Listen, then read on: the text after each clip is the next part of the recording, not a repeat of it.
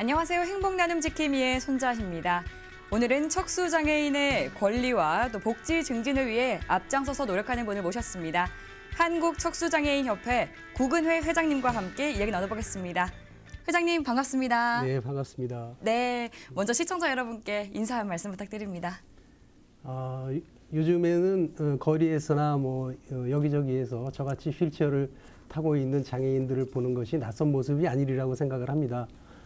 그렇지만 한편으로 생각하면 척수장애인이라는 말은 여러분들에게 다소 낯설고 생소한 말이 되지 않을까 하는 생각이 듭니다.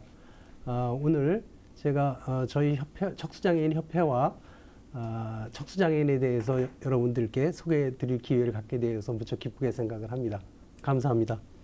네, 오늘 이렇게 자리해 주셔서 대단히 감사합니다. 네. 그렇다면 한국척수장애인협회가 어떤 곳인지 좀 궁금해지거든요. 소개를 좀 부탁드리겠습니다. 네. 저희 협회는 네. 2004년도에 설립이 되었고요. 다른 단체들과 마찬가지로 우리 척수장애인들의 삶의 질을 향상시키기 위한 여러 가지 지원 사업이나 활동들을 하고 있습니다. 한편으로는 우리 척수장애인들을 대변하기 위해서 정부나 네. 사회에 대해서 사회 제도나 시스템을 고쳐나갈 수 있는 정책적인 제언이나 정책 제안 같은 것들을 열심히 해나가고 있습니다. 네. 또 저희 협회는 외국과의 교류도 비교적 활발히 하고 있는 편이고, 네. 국제 세미나도 열심히 열고 있고, 또 유엔에서 하는 우리 장애인 권리 협약 같은 데도 열심히 네. 참여를 하고 있습니다. 그 본격적으로 질문을 드리기에 앞서서요. 네. 척수 장애가 무엇인지 궁금해지는데 어떤 장애인지 설명을 좀 부탁드리겠습니다. 네. 우리 척수장애는 네. 대개 이제 사고나 산업재해나 이런 것들로 인해서 외상으로 척수장애가 되는 경우가 한 90%가 되는 그런 중도 중증 장애입니다. 네. 사고나 질병 또는 선천적인 기형 등으로 인해서 이 중추신경계 우리 척추에 있는 네. 척추 안에 들어있는 척수가 손상을 입게 되어가지고 우선은 운동 장애가 따르고요. 네. 보행이나 이런 것들을 할 수가 없게 되고. 그 다음에 눈에 보이지 않는 장애지만 신경 장애가 있어서 감각 장애가 있어서 이 다친 부위 이하의 감각이 전부 소실이 되고 네. 또 대소변 처리 같은 어떤 감각 신경 부분에 손상을 입어서 그런 부분에서도 문제가 생기게 되고요. 네. 여러 가지 저희들이 늘 이야기하지만 중증, 중복, 중도 장애 그래서 삼중고를 겪고 있다고 그렇게 표현하는 장애입니다. 네. 대개의 경우 가장 왕성하게 활동을 하는 30대에 장애를 입게 되는 경우가 가장 많은데 정말요? 정신적으로 신체적으로 예. 또 아니면 경제적으로 굉장한 타격을 입게 되기 때문에 네. 이분들에 대한 사회적인 지원이나 이런 것들이 어떻게 이루어지느냐에 따라서 그분이 장애를 입고 난 향후의 삶이 네. 굉장히 큰 격차를 보이게 되겠죠. 저희 협회가 주로 하는 일은 그러한 이 장애를 입고 난 후에 사회 복귀를 하고 일상으로 돌아가는 일을 네. 수월하게 빠르게 할 수 있도록 도와주는 일. 네. 그것이 저희들의 미션이라고 생각을 하고 있습니다. 네. 정말 척수 장애인들에게는 이런 등불 같은 그런 존재가 아닐까 네. 하는데요. 그렇다면 현재 국내에 있는 척수 장애인들은 얼마나 되나요? 조금 부끄럽기도 하고 답답한 이야기인데 네. 사실은 정확한 수치를 알 수가 없습니다. 그것은 왜 왜냐하면 그런가요? 저희들은 7만 5천 명 예. 또는 8만 명이라고 저희 협회에서는 주장을 하고 있는데 네. 사실은 그렇게 주장을 하면서도 확실한 근거나 정확한 통계 수치가 아니기 때문에 사실은 말씀드린 대로 조금 좀 부끄럽기도 하고 때로 네. 답답하기도 합니다. 사실 정부에서는 3년에 한 번씩 장애인 실태조사라는 것을 합니다. 예. 그래서 우리나라에 지금 등록 장애인이 한 250만 명 되는데 네. 저는 지금 장애인으로서 장애인 등록증을 가지고 있고 네. 제가 속한 부류는 지체장애인입니다, 사실은. 네. 지체장애인 수가 한 130만 명 정도 되는데 그 장애인 실태조사가 가장 최근에 했던 것이 2017년도에 통계가 있는데 예. 거기에 보면 130만 명 정도의 지체장애인이 있고 그 중에 3.6% 정도의 척수장애인이 있을 것이다. 라는 있을 것이다. 네. 예. 왜냐하면 전수조사가 아니고 전수조사가 아니고 표본조사를 했기 때문에 예. 있을 것이다라는 추정치로 약 한 4만 5천 명 정도의 척수장애인이 있다라고 우리 정부의 2017년도 통계에는 그렇게 나와 있습니다. 예. 근데 지금 저희 척수장애인이 이렇게 조사 대상에 들어간 것이 이 장애인 실태조사에 한 2000년도부터 시작이 됐는데 그동안에 한 3년마다 이루어지는 실태조사 속을 보면 네. 한 6천여 명 정도를 표본조사를 해서 그러니까 6천여 명 정도의 지체장애인 속에 척수장애인이 몇 명이나 있을까를 조사를 표본조사를 해서 네. 그 비율에 따라서 매년 이 수치가 발표가 되는데 그 수치가 거의 한 1.9%, 2% 정도부터 한 4.9%까지 네. 매년 발표되는 수치가 다릅니다. 그 표본조사한 수치가. 그러다 보니까 사실은 그 수치가 정확할 수가 없겠죠. 6천 명 정도를 표본조사를 해서 그 표본조사의 한계성이 좀 있다 하더라도 전체적인 측면에서는 그런 통계가 좀 정확하지가 않습니다. 사실은. 그래서 지금 현재까지는 좀 정확한 수치는 알 수 없는데 네. 저희 협회에서는 말씀드린 대로 예. 한 7만 5천 명 이상의 척수장애인이 있을 것이라고 이야기하고 네. 매년 2천 명 정도의 척수장애인이 발생하고 있다 새로. 네, 그렇게 저희들은 주장을 하고 있습니다. 예. 네.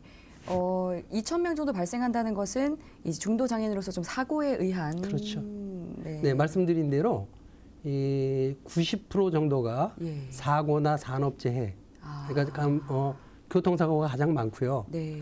그다음에 요즘에는 스포츠에 의한 사고 이런 것들도 있을 수가 있는데 저희들이 아까 90% 외에 그 10%라는 것은 선천적인 기형으로 인해서 척추의 기형으로 인해서 예. 아주 소아기 때부터 장애를 입게 되는 경우가 있고요. 네. 우리 아동 척수장애인들 그다음에 중간에 살다가 척수염이라든지 네. 이런 이 척추에 생기는 어떤 질병이나 이런 것들로 인해서 우리 중추신경 암 같은 경우도 해당이 되고요. 우리 중추신경계에 이제 손상을 입어가지고 척수장애인이 되는 경우 네. 이런 경우들이 한 10% 정도 되고 있습니다. 네. 네, 그럼 이제 말씀해주신 것처럼 그 정부에서 조사한 것과 좀 실제 수치는 어느 정도 차이가 있을 것이다라고 네. 생각을 하시는 건데요. 네. 정부에서는 그렇다면 이 척수 장애인에 대한 정확한 조사를 하기가 좀 힘든 부분이 있나요? 저희들이 이 통계에 관한 세미나도 한 적이 있고요. 네. 우리 정부에다가 저희들에 대한 통계를 정확하게 해주십시오 하는 건의도 많이 드리고 있고요. 네. 뭐 사회의 어느 부분을 막론하고 통계라는 것은 굉장히 중요한 수치라고 저희들은 생각을 합니다. 그렇죠. 지원을 하려고 해도 어느 정도가 필요한지를 알아야 그러니까 되니까. 굉장히 정확한 수치에 속하게 되는데 예. 사실은 저희들 아까 말씀드린 대로 저희들은 척수장애인 협회를 운영하고 있고 예. 우리나라의 척수장애인들을 대변하는 일들을 하고 있는데도 불구하고 네. 저희들은 지금 지체장애인에 속해 있습니다. 사실은. 그것은 우리나라의 이 장애인을 이 법정 장애인이라고 해서 15개의 장애명을 법정 장애인으로 등록을 하고 있습니다. 우리나라는. 네. 근데 저희들이 그 15개 장애 유형 속에 포함되어 있지 않다 보니까 정부에서 시행하는 이런 공식적인 문서라든지 공식적인 사업이라든지 이런 부분에서는 네. 좀 제외가 되는 경우가 좀 많다고나 할까? 그런 생각을 하고 있습니다. 저희들은. 네. 그렇다면 이런 그런 척수 장애가 공식적으로 지정이 되기 위한 활동도 하고 계신가요? 예, 저희들이 늘 네. 이 유형 분리를 해주십시오 하는 이야기를 많이 하고 있는데 저희 네. 협회 주장으로 네. 그런 이야기를 많이 하고 있는데 예. 사실 우리나라가 2000년도부터 이 우리나라의 복지 패러다임은 이 장애의 특성에 따른 좀 특화된 서비스를 하자 정부에서 방침이 그래서 2000년까지는 우리나라의 그 장애를 구분할 때 7개의 장애 유형이 있었습니다. 시각, 청각, 뭐 지체 이런 식으로 네. 7개의 장애 유형이 있던 것을 2차에 걸쳐서 15개 유형으로 법정 장애인을 이렇게 폭을 넓혔습니다. 네. 확대를 했습니다. 네. 그래서 요즘에 보면은 주변에 신장 장애인도 있고, 네, 맞습니다. 뭐 장루 요로 장애인도 있고, 우리가 이렇게 익숙하지는 않지만 또 겉으로 표현은 잘 안 나지만 그런 부분들 신장 장애인들처럼 뭐 평생 투석을 받아야 되는 분들이라든지 이런 여러 부분을 이 장애 범죄 확대를 시켜서 넣어놨기 때문에 사실은 그 마지막으로 이루어진 게 2004년도로 기억을 하는데 2차 15개 유형으로 확대가 될 때 불행히도 저희들은 그 속에 포함되지가 않았습니다. 그래서 그런 것들이 이제 사실은 저희 협회가 2004년도에 결성이 되었다라고 말씀을 드렸고, 네. 어찌 보면 저희가 어떤 단체로서 아니면 척수장애인이라는 집단으로서 이 활동을 하게 된 계기가 되었다고도 할 수가 있습니다. 네. 유형분리 문제는. 예. 네. 법정 장애 유형으로 포함되어 있지 않기 때문에 정부의 지원을 받는 데 있어서도 좀 지원이 부족한 부분이 많을 것 같습니다. 그러니까 부족하다기보다는 네. 말씀대로 저희들이 올해 7월 달부터 예. 이 장애 등급제가 완전히 폐지가 됩니다. 네, 단계적으로 맞습니다. 폐지되지만 네. 그것은 이 장애인들을 어떤 이 등급이나 이런 그 등급을 매겨서 이 사람들에 대한 서비스를 결정한다는 것이 네. 무언가 불안정한 점이 많이 있기 때문에 그래서 이제 장애계 일각에서 강력하게 등급제를 폐지를 주장을 했고 네. 그것이 전 정부 하에서 그것이 받아들여져서 이 폐지를 하기로 결정을 했는데 네. 사실은 저희 협회의 입장이나 저희 척수장애인들의 입장에서 보면 아직까지 우리나라의 행정적인 측면이나 사회 제도나 이런 것들이 대부분은 그런 어떤 과거에 하던 이 등급이라든지 예. 이런 것들에 의해서 너무 오랫동안 시행이 되어 왔기 때문에 이것을 급격하게 바꾸어 나간다는 것은 굉장히 문제가 있다라고 사실은 저희들은 생각을 합니다. 네. 저희들이 부딪히는 문제 중에 유형분리 문제도 마찬가지인데 이 정부의 시스템이나 여러 가지 행정적인 측면에서 이 정부의 공식적인 이 법정 장애 유형으로 되어 있지 않다 보니까 네.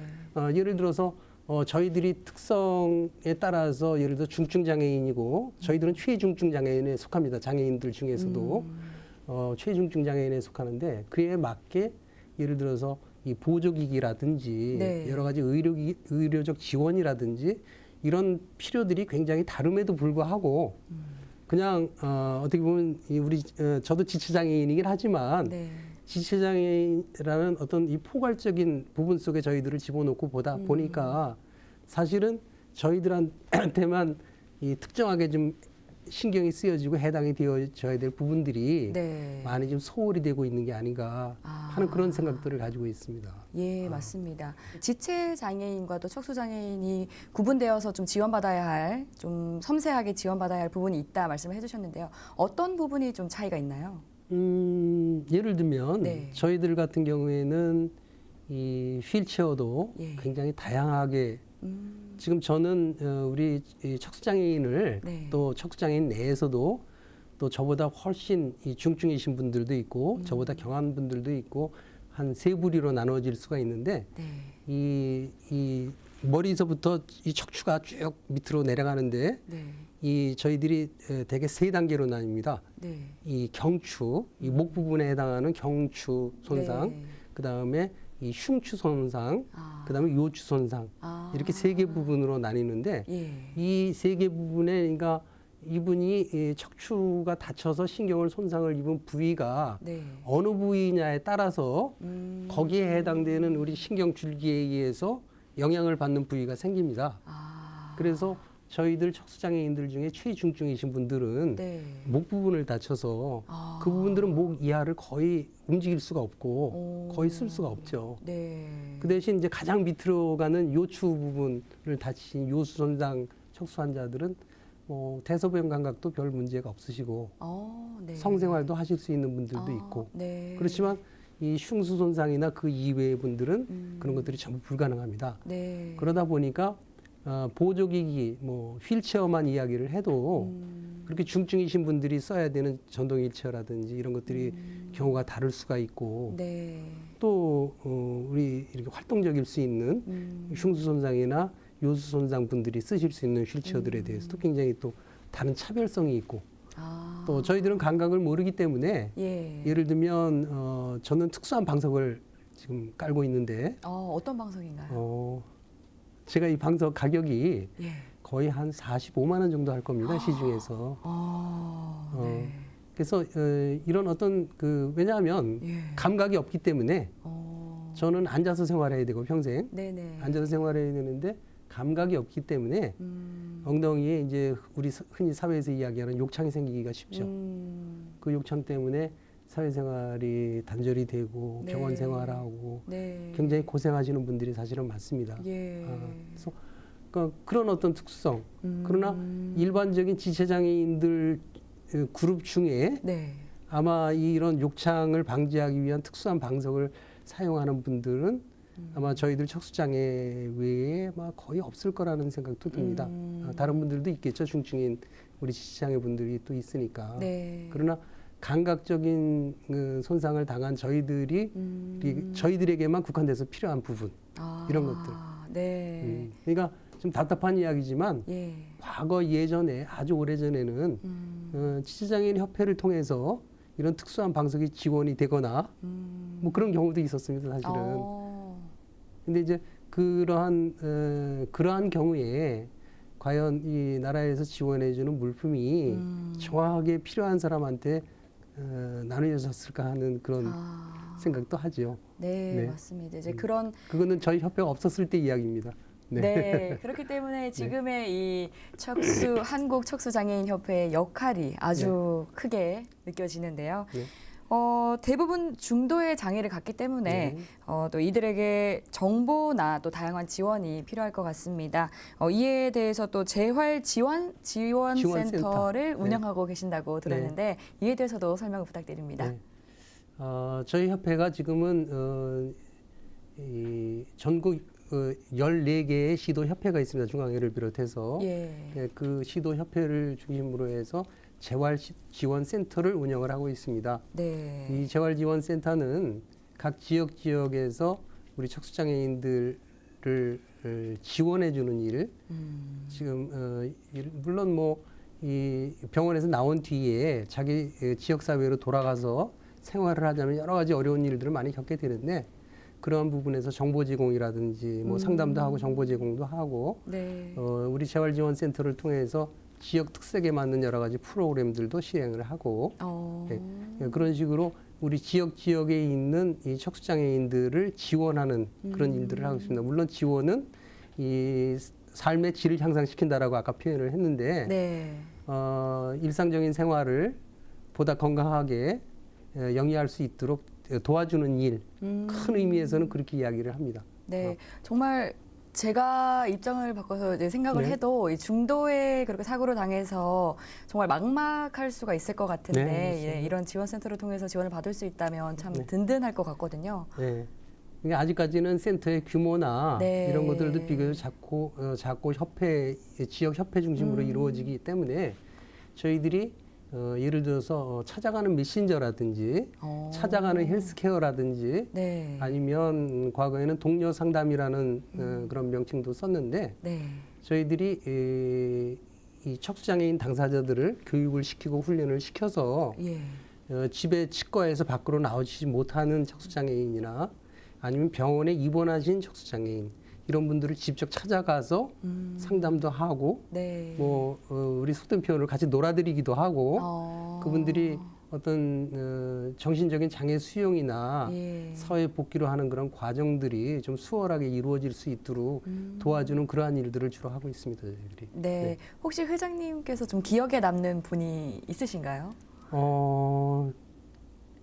저는 굉장히 많은 친구들을 네. 굉장히 많은 친구들을 알고 있고 네. 다 같이 굉장히 많은 어려움들을 겪었으리라고 생각을 합니다. 네. 누구 하나 특별한 사례를 말씀드리지 않는다 하더라도 네. 대부분이 다치고 난 뒤에 어떤 장애 수용이라는 말씀을 드렸는데 자기의 네. 장애를 인정을 하고 이제부터 이 장애를 갖고 살아야 되는 일에 긍정적으로 생각을 하는 네. 그런 단계에 이르기까지 사람에 따라서 그 기간도 굉장히 달라질 수도 있고 그렇죠. 굉장히 달라질 수가 있기 때문에 네. 사실 저희 척수장애인들이 겪는 여러 가지 어려움들이라는 것은 네. 그렇게 큰 차이는 없다라고 생각을 합니다. 누구나 다 같이 똑같이 겪게 된다라고 생각은 하는데 네. 저도 개인적으로는 그런 생각을 마음속으로 그런 생각을 참 많이 하고 있습니다. 네. 척수장애인으로서 살면서 굉장히 많은 시행착오를 겪게 되는 것 같아요. 근데 그 시행착오라는 것이 물론 정신적인 것일 수도 있고 사회적인 것일 수도 있고 특히 의료적인 것들 굉장히 많은 시행착오를 겪게 되는데 그 시행착오로 인해서 남게 되는 어떤 부작용이랄까 그 흉터가 네. 상처가 네. 너무나 큰 것 같아요. 제가 우리 협회를 이끌어가면서 늘 생각하는 것 중에 하나는 내가 겪었던 시행착오를 이제 새로 생기는 우리 장애를 입는 우리 친구들한테는 최소한으로 덜 겪게 해주는 일.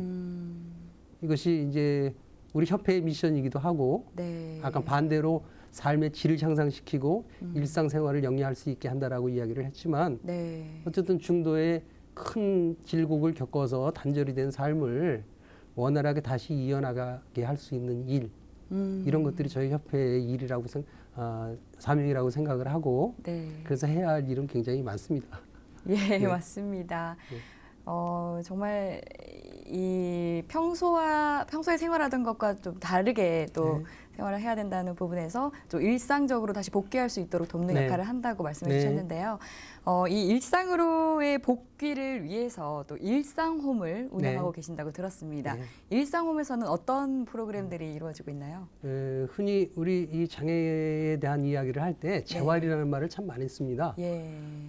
어떻게 보면 삶을 새롭게 다시 살아나가기 위해서 뭐 거쳐야 되는 과정이라고 해야 할까요? 이게 재활이라는 말을 많이 쓰는데 네. 저희들은 특히 척수장애 같은 경우에는 중도의 사고를 입고 일반적으로 정상적인 생활을 하다가 어느 날 갑자기 그렇죠. 큰 사고에 의해서 신체적으로나 정신적으로나 네. 충격을 받았기 때문에 반드시 사회로 돌아가기 위해서는 그 재활 과정을 거쳐야 되는데 그 재활이라는 과정을 저희들은 세분화해서 그렇게 이야기를 합니다. 의료적인 재활이 있고 네. 그 다음에 이 사회적인 재활이 있고 네. 또 거기 나중에는 직업적인 재활까지 의료와 사회, 직업. 이런 것들이 단계적으로 체계적으로 이루어져야만 저희들이 원활하게 사회 복귀를 할 수가 있다. 예전에 일상적인 생활로 돌아갈 수 있다라고 저희들은 주장을 합니다. 네. 사실 저희들이 일상홈이라는 것을 만들게 된 계기는 네. 아까 말씀드렸듯이 세계 각국의 선진국을 돌아다니면서 척수센터라든지 그 나라의 척수장애인에 대한 여러 가지 시설이라든지 정책에 관해서 벤치마킹하고 하는 과정에서 네. 외국의 경우에는 이 병원에서 치료를 하고 난 뒤에 네. 수술이나 이런 어떤 의료적인 처치를 다 하고 난 뒤에 사회 복귀를 하기 위한 단계들, 아까 말씀드린 사회적 재활, 직업적 재활이라든지 이런 단계들이 네. 어느 정도 체계화가 되어 있는데도 불구하고 사실 저희 나라는 이 의료적인 재활 수준에 머물러 있다. 지금 사실은 우리나라에 말씀드린 대로 중도의 젊은이가 네. 다쳐서 병원에 입원하게 된 뒤에 이 사람이 병원을 헤어나는 기간이 거의 한 2년 이상이 걸립니다. 우리나라의 경우에 네. 외국의 사례를 보면 3개월 혹은 6개월. 차이가 아주 중증의 크네요. 경우에는. 네. 근데 그러한 일들이 물론 여러 가지 문제들이 많이 있겠지만 네.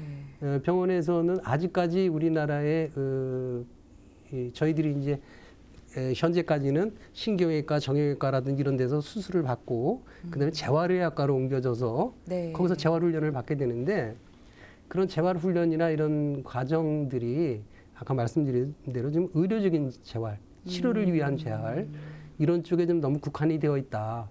실질적으로 이 사람이 준비를 갖고 집에를 가야 되는데 네. 집에 가기가 두려워서 퇴원하기가 두려운 겁니다. 네, 소위 말하는 이 네. 장애 감수성과 관련한 부분인가요? 글쎄, 그런 것보다는 네. 말씀드린 대로 네. 저희가 기능적인 장애 이외에도 예. 어떤 생리적인 문제, 아. 이런저런 문제들에서 단절이 되다 보니까 네. 이제 밖에를 나간다면 기본적으로 생리적인 처리나 이런 것들을 원활히 할 수가 있어야 되는데 네. 그런 부분들조차도 익숙하지가 않으니까 아. 그래서 지금은 우리나라의 의료적인 재활 수준도 굉장히 높아져서 그런 단계는 많이 지났다라고 생각을 합니다. 과거에는 그런 것도 없이 병원을 나와서 그냥 이렇게 동료들한테 이야기만 듣고 그렇게 하는 거냐 저렇게 하는 거냐라고 물어봐서 이렇게 처리를 하는 경우들이 많았는데 네. 지금은 지금은 이제 그런 단계들은 넘어섰다라고 생각을 하지만 그래도 여전히 이 병원 입장에서는 의료적인 수가, 그러니까 예를 들면 이 저희들한테 재활 훈련을 할 때 뭐 예를 들면 이 훈련이라는 것은 내가 독립적인 생활을 하고 자립적인 생활을 하고 사회로 복귀하기 위해서 여러 가지 훈련이 필요한데 그것을 병원 내에서 할 때에 그것이 의료보험이나 건강보험에서 수가로 되지 않는 경우들이 대부분이죠. 그러다 보니까 병원에다가 당신들이 그 재활 치료에 관련한 이런 부분을 해주십시오라고 요구하기에는 현실적인 좀 문제가 크다라고 생각을 하고 그래서 저희들이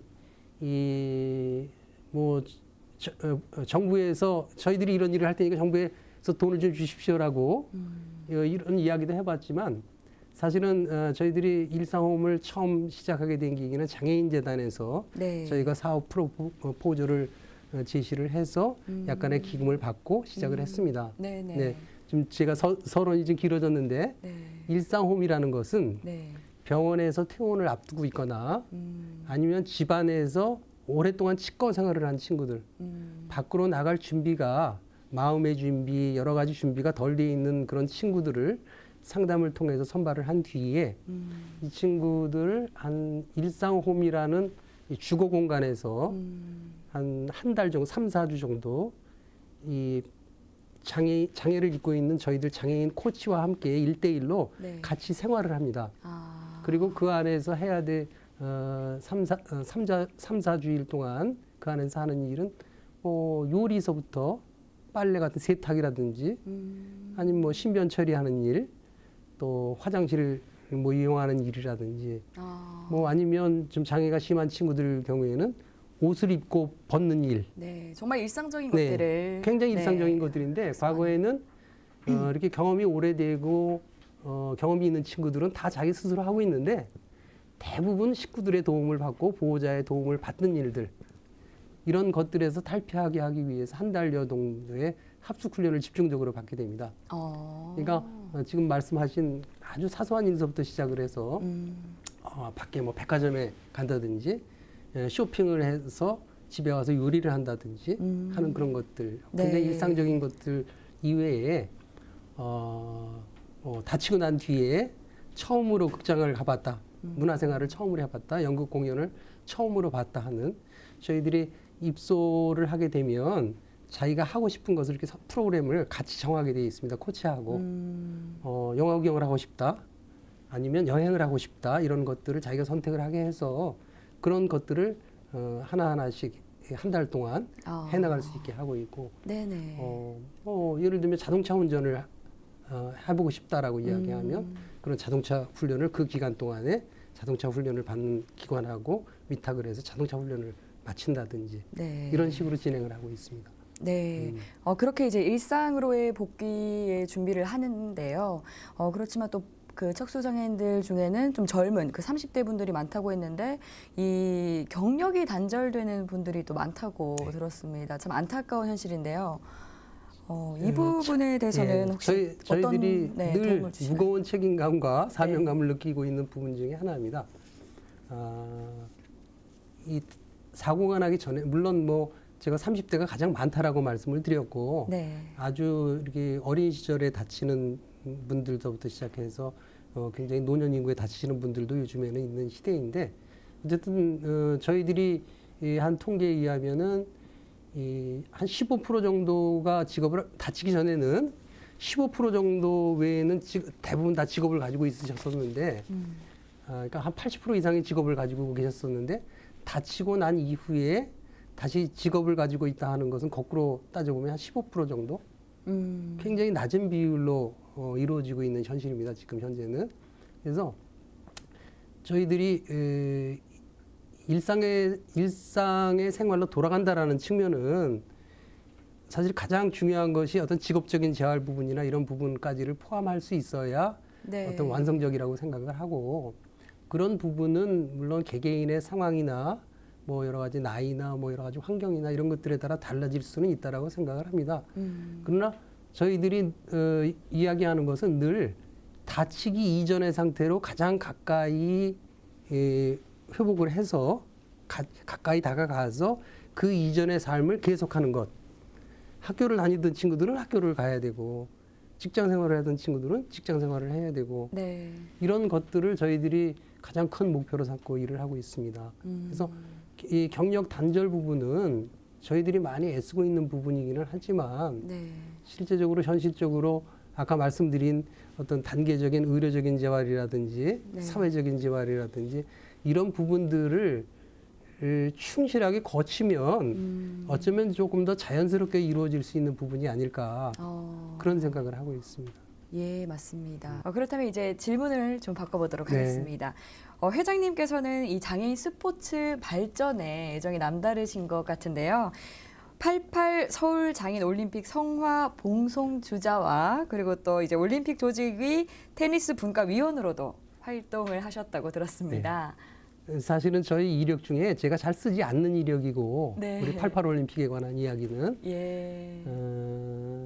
사실 여러분들이 잘 아시겠지만 88 올림픽이라는 것은 우리 국가적으로 생각을 할 때 네. 우리나라의 어떤 이 눈부신 성장을 하는 하나의 전환점이 되었다고나 할까요? 우리 세계 속에 한국을 심는 그렇죠. 큰 계기가 되었다라고 생각을 하는 이벤트입니다. 네. 근데 그런데 왜 한편으로 생각을 하면 네.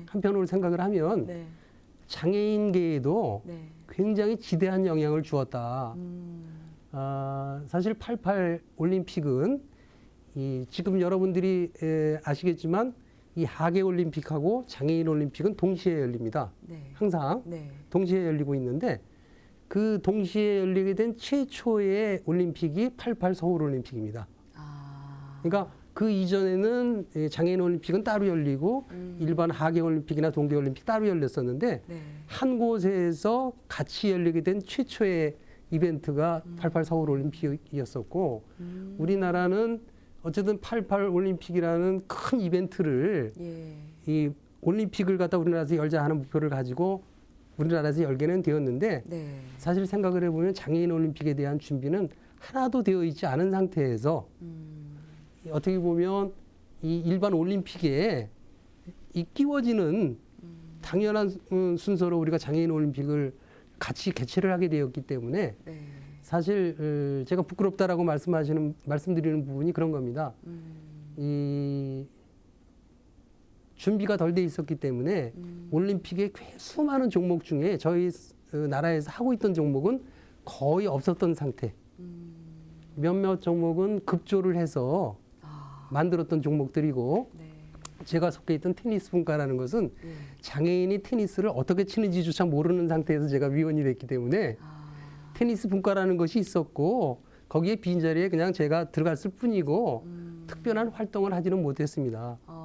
그래서 이제 그런 말씀을 드린 것이고, 네.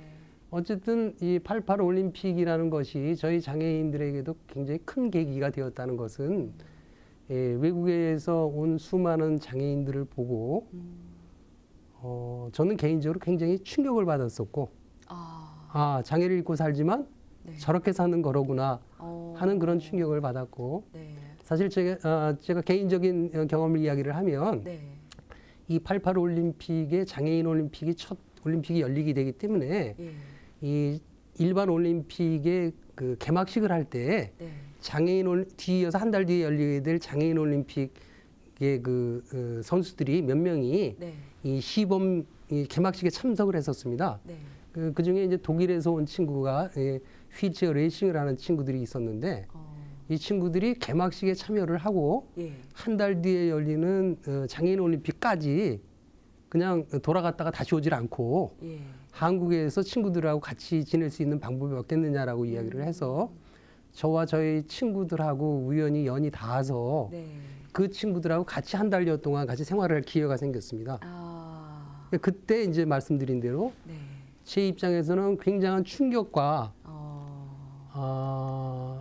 어떤 장애인으로서의 삶이 저렇게 달라질 수 있구나 하는 그런 새로운 눈을 뜨는 계기가 되었다고나 할까요?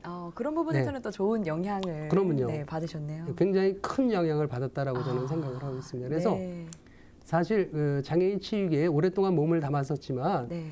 저는 선수로서 직접 게임을 하거나 선수로서 뛴 경험은 한 번도 없습니다. 사실은. 네. 지금도 생각 없으신가요? 그러니까 지금 이제 나이가 먹어서 선수 자격은 없고 예. 예를 들어서 뭐 우리 체육 단체라든지 네, 네. 이런 데서 도움이 되는 일을 하고 네. 또 특히 그 88 올림픽 때 테니스는 우리나라에 없었다고 이야기를 하지만 그 후에 외국 친구들과 교류를 해서 네. 우리나라의 장애인 스포츠 중에 테니스를 비롯해서 여러 가지 종목들을 우리나라에도 소개를 하고 우리나라의 그런 종목들이 뿌리 내리는 일에 네. 제 친구들과 함께 제가 개인적으로 한 일은 아니고요. 네. 저와 뜻을 같이 하는 많은 친구들과 함께 그러한 일을 했습니다. 사실은 저희들이 이게 접한 여러 가지 다양한 스포츠들 그래서 가벼운 의미에서 뭐 탁구라든지 뭐 이런 배드민턴이라든지 이런 종목들은 저희들이 비록 휠체어를 타고 있지만 또 그 방법대로 즐길 수 있는 그런 운동들이라고 생각을 해서 저희 동료들을 중심으로 해서 우리 지역에 뭐 탁구대 하나만 있으면 되니까 탁구 동아리들 이런 거 많이 만드는 데도 제가 같이 협조를 했고 그러니까 그런 식으로 저희들이 핸디캡을 입고 장애를 입은 입장에서 저희들이 조금 더 건강한 생활을 하기 위한 방편으로 가장 좋은 것이 이것이다. 네. 그런 생각 하에 네. 사실은 장애인 스포츠 쪽에서 제가 어떻게 보면 저 개인을 위해서도 그렇고 친구들을 위해서 굉장히 처음에 열심히 했던 일 중에 하나입니다. 장애인 스포츠 부분은. 네, 그럼 이제 장애인분들이 스포츠를 할 때도 그렇고 또 일상생활을 할 때도 이 편의 증진을 위해서는 이제 휠체어가 중요할 것 같은데요. 회장님께서 이 국내 장애인용 전문 휠체어의 개념과 또 이 장비를 도입하는데 또 기여를 하셨다고 들었습니다. 네, 이에 대해서 설명을 부탁드리겠습니다. 글쎄, 이 휠체어의 개념이랄까 이런 말은 좀 너무 거창한 것 같고요. 저희들이 88 올림픽 때 네. 외국 선수들을 통해서 그 친구들이 타고 있는 휠체어를 저희들이 경험해 볼 기회를 가졌습니다. 네. 굉장히 놀라운 세계였다라고 저는 생각을 합니다. 그 이전에 제가 사용하던 휠체어나 제 친구들이 사용하던 휠체어는 흔히 병원에서 볼 수 있는 저희들이 나중에는 병원용 휠체어라고 불렀죠. 네, 아주 기본적인. 네, 그러니까 그 기본적인 휠체어라기보다는 네. 예를 들어서 병원에 일시적으로 어디 몸이 아프거나 기능적으로 제약이 생겨서 잠시 동안 휠체어에 의존을 해야 되는 분들은 어떤 휠체어에 대해서 특별히 어떤 요건이나 이런 것들이 크게 필요는 없을 겁니다. 주로 도움을 받기 위해서 만든 것이니까. 근데 저희가 장애를 입고 나서 제가 사용했던 휠체어는 그 병원용 휠체어일 수밖에 없었는데 제가 이것을 끌고 다니고 제가 스스로 도움을 안 받고도 다닐 수 있는데 이것을 제가 이렇게 운영을 하고 끌고 다니는 것은 어떻게 보면 짐이 되는 휠체어였었죠. 휠체어 자체가. 그러한 계기로 해서 제가 어쨌든 이 88 올림픽을 계기로 여러 가지 자극을 받고 장애인들의 삶에 대해서도 굉장히 많은 자극을 받고 그 친구들을 통해서 살아나가는 방법에 대해서 사실 살아나가는 방법이라는 것은 저희들이 일상적으로 사용해야 되는 여러 가지 물품이라든지 소모품이라든지 이런 것들 말씀드린 대로 어떤 가장 큰 문제가 사실은 대소변 문제였었거든요. 저희들이 바깥 생활을 하기 위한 굉장히 기초적인 물건이고 지금은 모든 친구들이 아주 수월하게 해결하고 있는 그런 문제인데 그 당시에는 그런 것들이 전혀 없었고 그래서 그런 것들을 외국 친구들한테 알아보고 그런 것들을 개인적으로 사서 쓰는 일을 하다가 휠체어를 비롯해서 여러 가지 나에게 필요한 물품들을 외국에서 우리나라에 없으니까 외국에서 찾아 쓰는 일을 하다가 외국 친구들하고 교류도 갖게 되고 또 내가 쓰는 물건을 보고 이 물건을 부탁하는 친구들도 늘어나고 그래서 그것이 사실은 제 첫 사업이 됐습니다.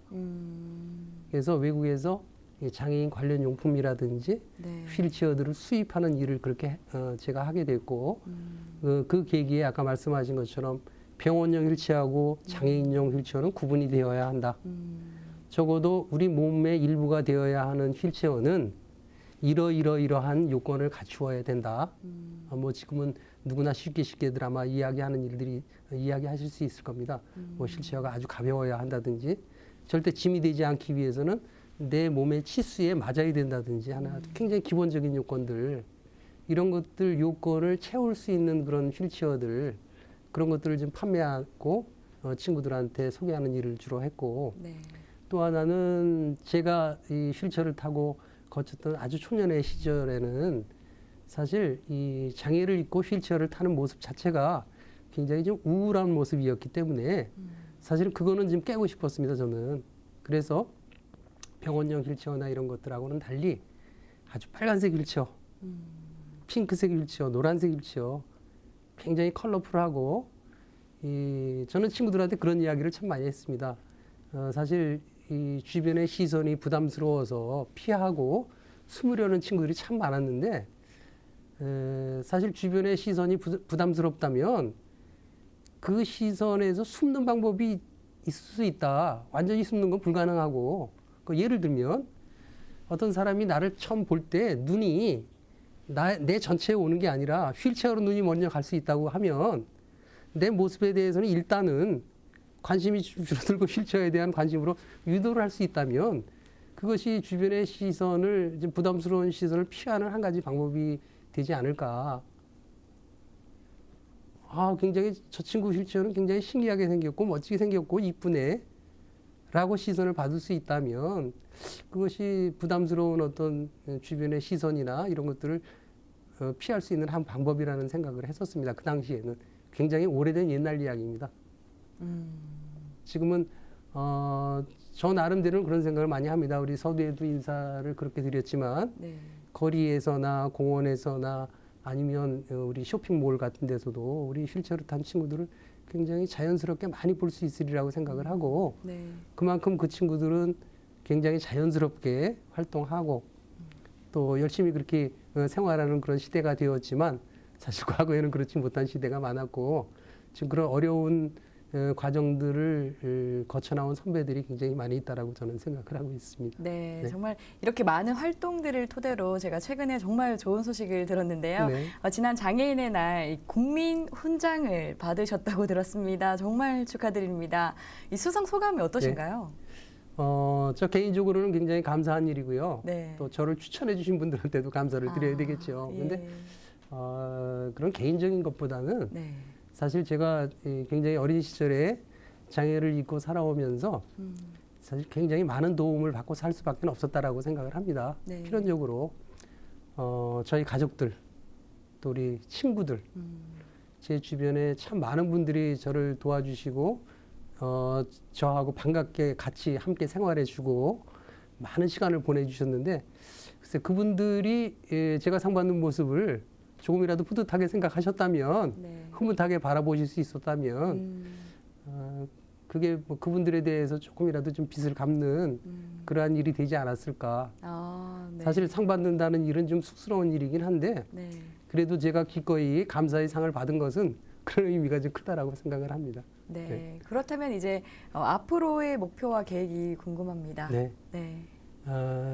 사실 저희 협회는 네. 늘 우리 이 척수장애 부분을 생각을 하고 지금까지 많은 이야기를 했지만 그분들이 이 불행한 사고에서 하루빨리 벗어나서 아주 평범한 생활로 이렇게 복귀하기 위한 여러 가지 일들을 고민하고 생각해야 되는데 네. 사실 머릿속으로는 생각은 굉장히 많지만 그것을 실현해 나가는 일들은 쉽지 않다라고 생각을 합니다.